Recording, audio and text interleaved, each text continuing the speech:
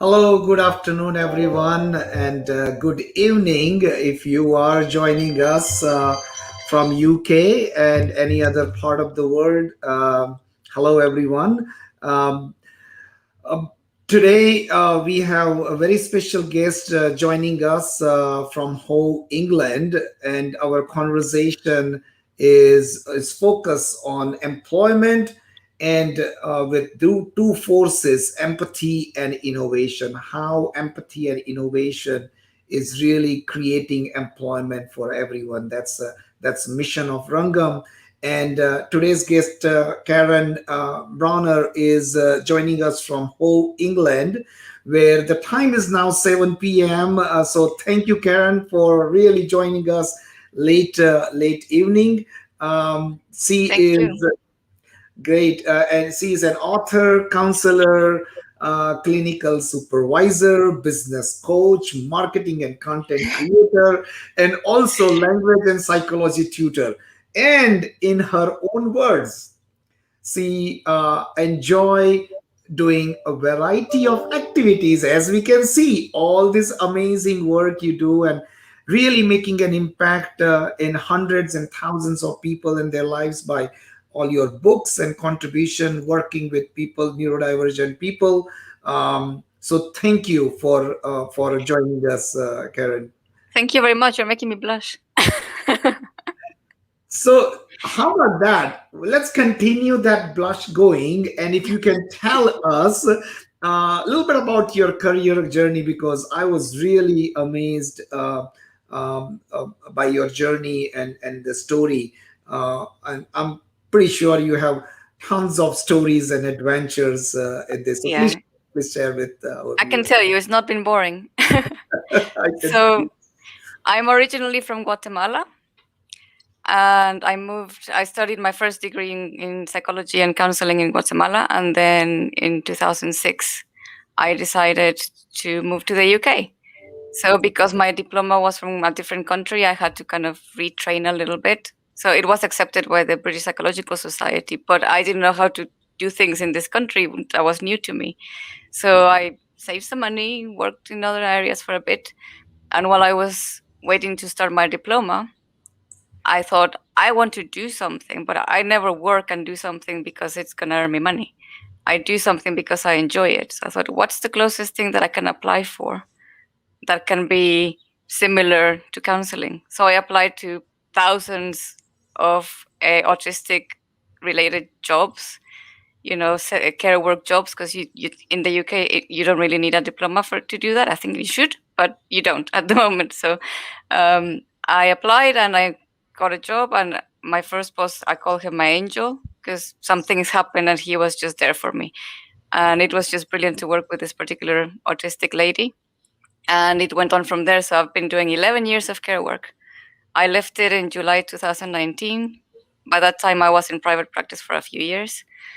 And yeah, just that experience allowed me to understand, non-verbal language, because most of the people that I worked with were disabled and autistic.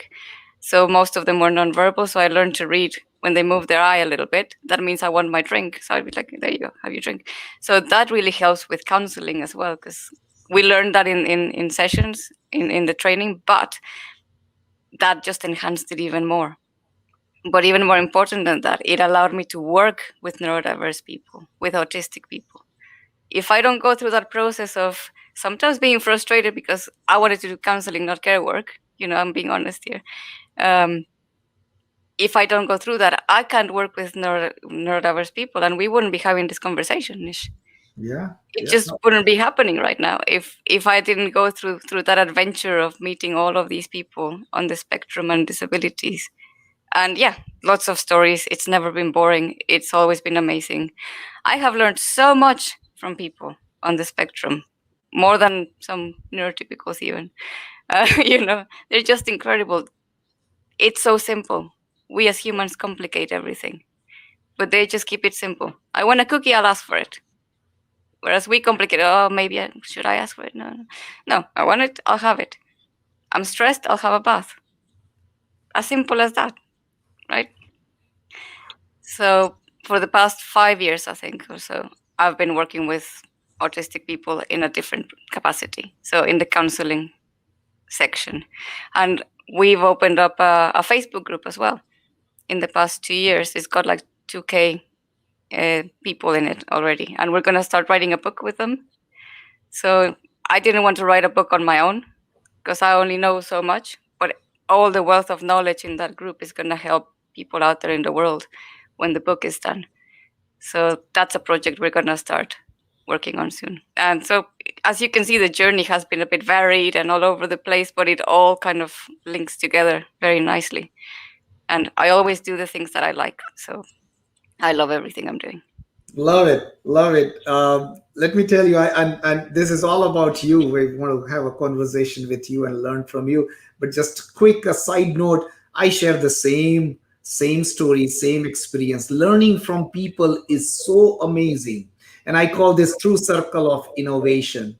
How do we constantly change and learn? And you've been doing this so many things, but it's all connected to one mission of helping someone get a meaningful job, be successful at work. So some of your work is really admirable. So and I love it. Make it simple. Make it simple and Keep it simple. keep We it as simple. humans, stop Yeah, complicating yourself. yeah. Learn from our neurodiverse people. That's right. They've got it sussed. They know what they're doing. That's exactly, you're absolutely right. So, talking about, and you mentioned something which just triggered this thought in my mind, which is about empathy. And you said, somebody was looking at, you looked at somebody's eye and you figure out how, person needs the glass of water. What are your thoughts on the role of empathy and innovation in creating more jobs, right? As you know, our theme here is employment, so more jobs for people, neurodivergent people. All right. I'll start with empathy and then move into innovation. Yeah, So empathy and compassion are so important. And but to be able to have empathy and compassion for somebody, we must understand what it means to be autistic, what it means to be disabled. We might say, "Oh yeah, disability. Yeah, I know about that." But if we don't really know, that's where trouble arises. yeah, And even though I can't speak about my clients, I can generalize. I've seen it. It sure. happens. People get fired, people get bullied, people, get into overwhelm, and that happens with autism, right? People get overwhelmed. Yeah. But if the manager manages it well, they can help their Mhm. autistic employee to come down from that. But if they don't get it, if they just think, oh, this, employee is misbehaving, let's get rid of them, what's that, What's Yeah. that going to do? It's just going to damage the person.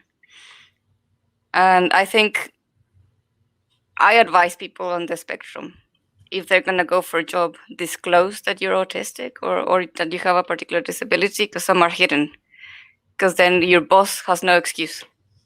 You told them, you know, they need to put things in place for you now that they know. And if they don't know, go find out what you don't know or ask the person, because everybody experiences their autism, their disability differently. Some people might have sensory issues. Some people might have communication skill issues. I don't know, different things. And if you understand what they need when they're in overwhelm and in meltdown mode, then you can help them better.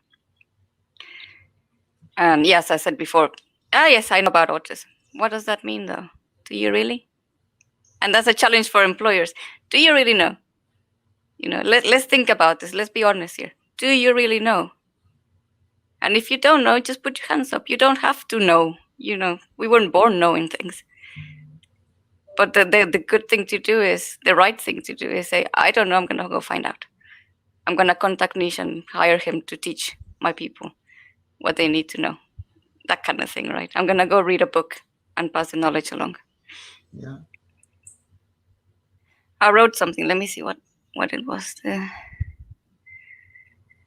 Yeah, having knowledge allows you to see your employee in a different way. It allows you to listen from the perspective of, this person is autistic or disabled, and they might need support in a way that neurotypical employees don't need, right?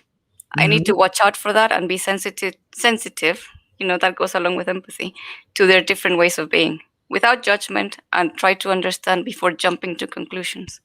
Yeah. Because if we jump to conclusions, we might think, oh, that person's just being rude. No, they're just more literal. They just thought it and said it, and maybe it wasn't in the norm, but as you get to know them, you'll know, okay, they didn't mean it in the way I think they meant it. And you can help them with that. And in the sense of innovation, I've worked with a company from the States in Guatemala that was helping people that were blind or physically disabled to get back into the workforce. So this is kind of, and I forget that I do these things. This was like 2004, so I kind of forgot. But when I was thinking about this, I was like, oh yeah, I've done that. So that was my first experience with disability. And I was brought in as a help to the trainers. And the trainers were physiotherapists that were giving a crash course on Office, on how to work with Office. So they wanted somebody that knew more. So there was 3 of us that were a bit more techie with that. So we were helping them, and if they got into trouble or forgot how to do something, we'd be there helping them. But so they had assistive technology. They had trackballs. Don't know if you've seen trackballs. Yeah. You swish it around instead of moving the whole mouse. So Yes. for somebody that kind Yeah. of shakes, that's Yeah. going to be easier to move that. That's right. Or keyboards with big buttons, that would be helpful. I'm not sure Yeah. what the guy with the blind people was doing, because he was in a completely different place. But Yeah. I'm sure they had something there, Yeah. like a reader for Word or things like that. So That that's keyboard, something that can keyboard is be. called the keyboard is called Big Keyboard, and the trackball. I have it in my office in my showcase, which we bought it about 15 years ago when I started working with young children on the spectrum. Yeah, but sorry, please continue. And they've Yeah. got colors as well, don't they? So you Yeah, can yeah, yeah. differentiate It's what all, does what. Yeah, yeah, they're yeah, amazing. I had yeah. one at home. My dad found one and got one. So yeah, um, yeah, and I guess with innovation comes thinking outside the box, and you have to kind of think outside the box when you're working with this group, in my opinion. Yeah. I think, if anything, this past year has proven that we can work from home, and I know some of my autistic people that I know, they prefer working from home. So I think people have no excuse now to say you can't, because 2020, with all the stuff going on, has proven that most people have been able to. In fact, it's been the only way they've been able to work, some of them. So no more excuses with that. Yeah, I don't know if I'm telling somebody off while I'm saying that, but that's just how I feel. And making it a safe, predictable environment is also part of innovation and being supportive and being empathetic to people. Yeah. Yeah. So what we heard is, before you manage, the person better, right? Because that's the first step. Also, you also mentioned self ID. If I know your weakness, I'm able to help you better. That's it. So that's another thing. So in continuing, let's continue that conversation a little bit, and I would like to know your thoughts. How do you think we can bring balance in general, understanding between employers and neurodivergent employees? You mentioned, you touched that a little bit, but tell us a little bit more on that, having that understanding, and how we can nurture, and most important is, as sustain this that Mm. environment. On the side of the employee, boundaries and Mhm. learning how to meet your needs, which we'll probably talk about a little bit later. But I think that's basic. If you know how to ask for what you need, you'll be in a better position to get it. Mhm. And if you know that, then you'll be more likely to speak up. And maybe you go to therapy for a little while to figure out what it is you need and how you need to say it. Because autistic people will use systems one day. Mhm. And if we can create a system so they can say, look, boss, I need this because of this. Can you give it to me, please? Mhm. Mhm. Then that will make it easier for them. On the side of the employer, I've got 3 words for you: knowledge, knowledge, knowledge. And not just head knowledge, because it's important to have head knowledge, as we've been talking about, but heart knowledge as well. If we don't care, then what's the point? I sometimes joked with some care work people. It's called care work, but nobody cares. That was kind of my joke. And it's sad. It's kind of not funny, right? But I would say that kind of sarcastically. We need to care. If you're not caring, go away. Go do something else. Right? So put it into practice. Learn the stuff, get it in here, and then move it down here and work with the person with empathy. And empathy comes from being around people, talking to them, listening, really understanding what their traits are. And I say traits because there's a different variety of traits. We sometimes think autism triad of impairments, but there's so many different things that come into play. Understand what the person struggles with, what might trigger a meltdown or a good day. Is that light too bright? Is that light buzzing? What do they need? Even if you don't hear the light buzzing, they might. Like, I don't know if you watched The Good Doctor. The poor Yeah. guy was like, the light is buzzing. Can somebody turn that thing off? Right. And everybody else was like, what? It's fine. But he was having a proper meltdown with the light. He couldn't handle it. Yeah. So if we understand that, if his colleagues had understood that, they would have been able to help him better. Yeah. About talking about lights, I have personal experience with some of the folks I work with. They're very sensitive, and we all work together and figure out, and we understand. And I think that is, um, if people they don't know, then that is that awareness and knowledge, as you said, knowledge, and I love Yeah. this knowledge through heart is also another component, right? That's accommodation and understanding and empathy is so important.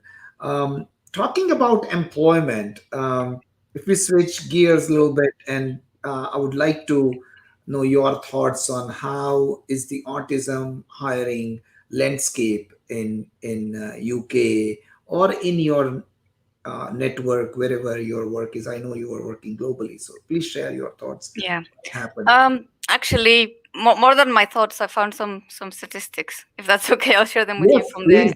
Mhm. Office of National Statistics, Yeah, and I think also the National Autistic Society here in the UK. yeah. So, and this is shocking. 22% of autistic adults are in any kind of employment. That's not that many people. Hmm. And disabled people in general, there's the gap is very wide. Around half of disabled people are in work, compared to Hmm. 80% of non-disabled people. And even though it's 22% of autistic people that are in employment, 3/4 want to work. That's a huge, disparity there.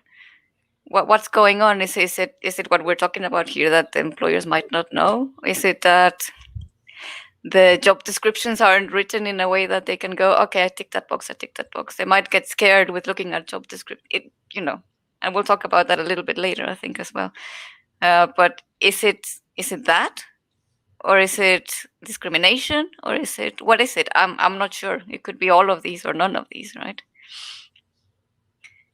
And another thing to think about is not everyone will want to work that has a disability. I work with people that I'm like, yeah, good luck, government. You try to get them into work.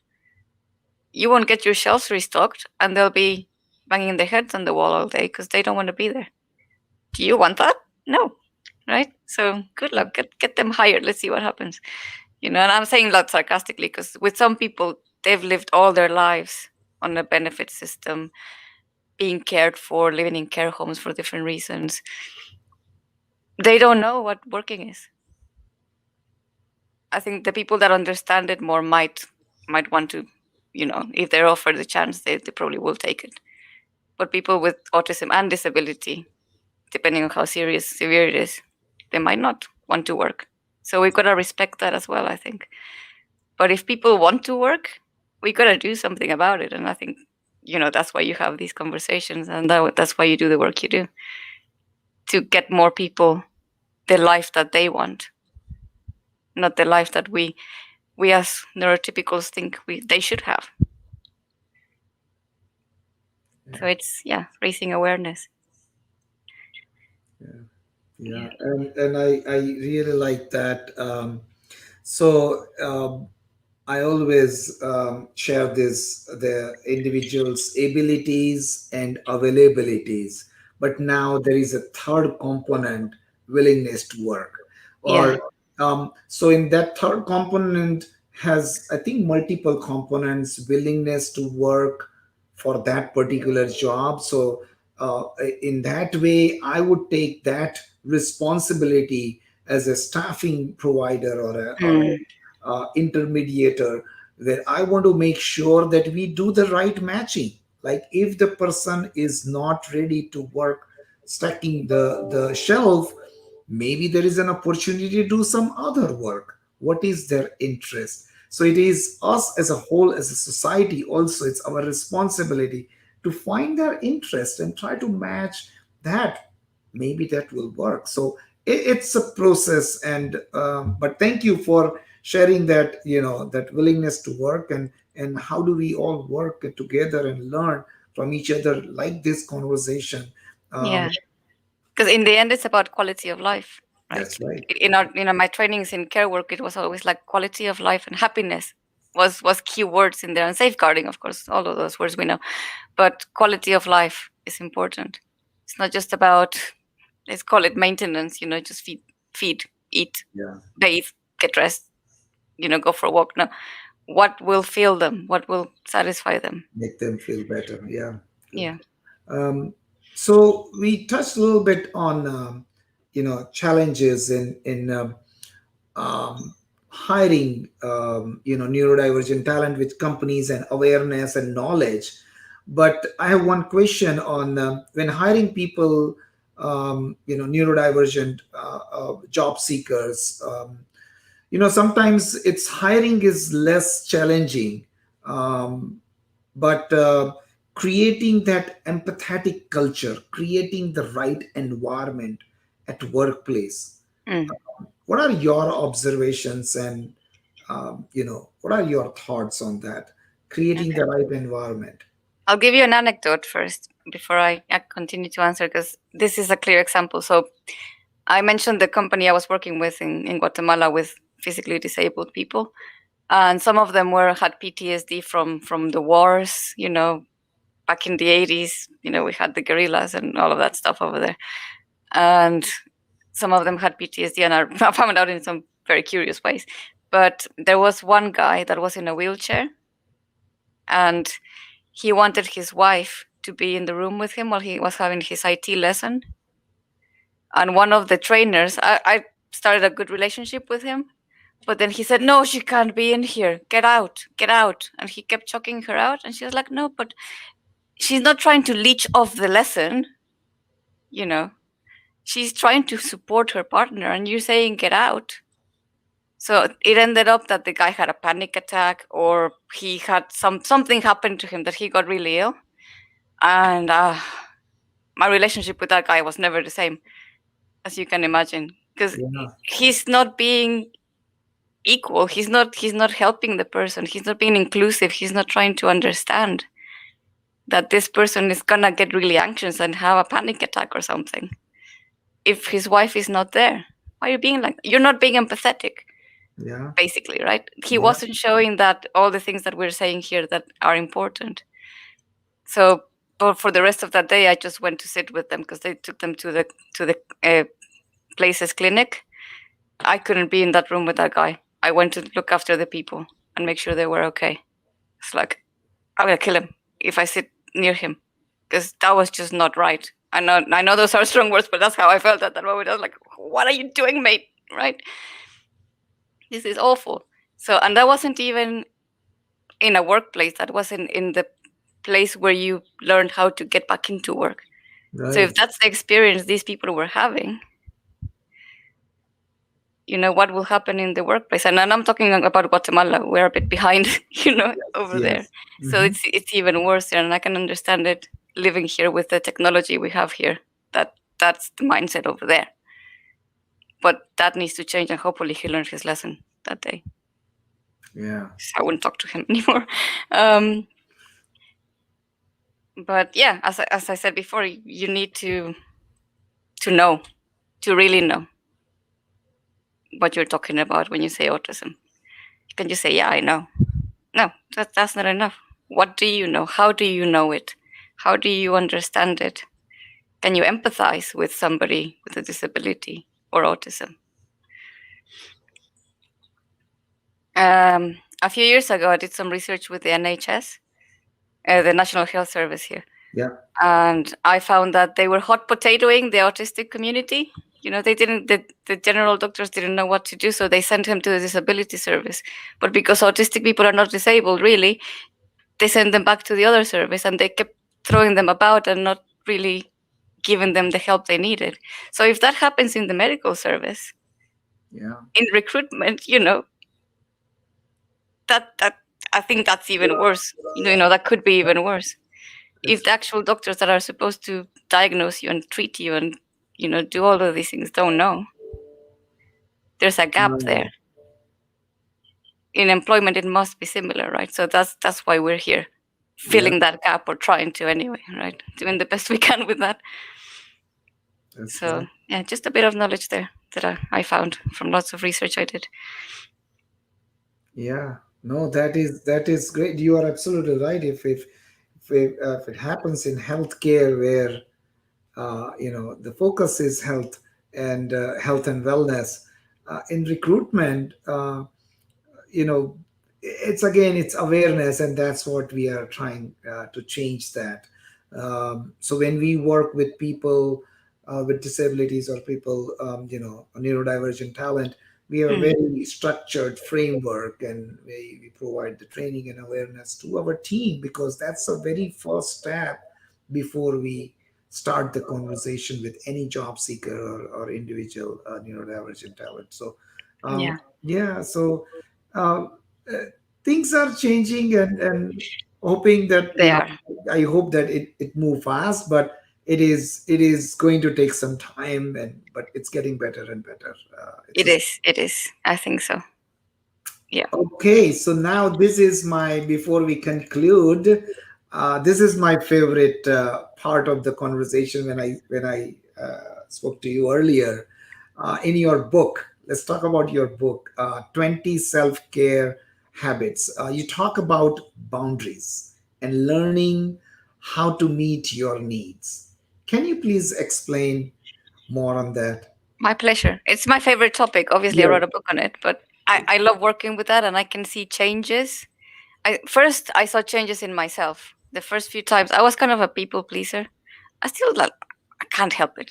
I am a little bit still, but I learned that saying no is not going to hurt. It might be awkward at first. People might not get it, and I've put stories in the book about my experiences about saying no to people.